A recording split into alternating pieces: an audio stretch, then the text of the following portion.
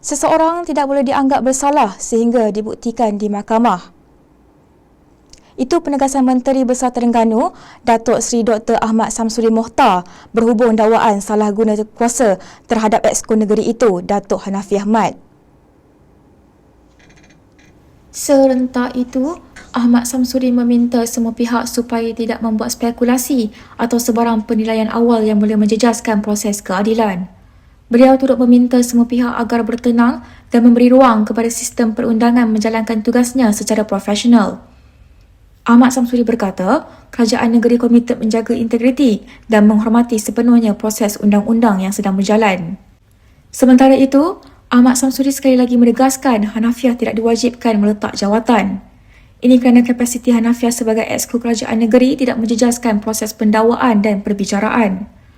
Hanafiah hari ini didakwa atas 2 pertuduhan menyalahgunakan kedudukan bagi mendapatkan suapan membabitkan 2 anaknya.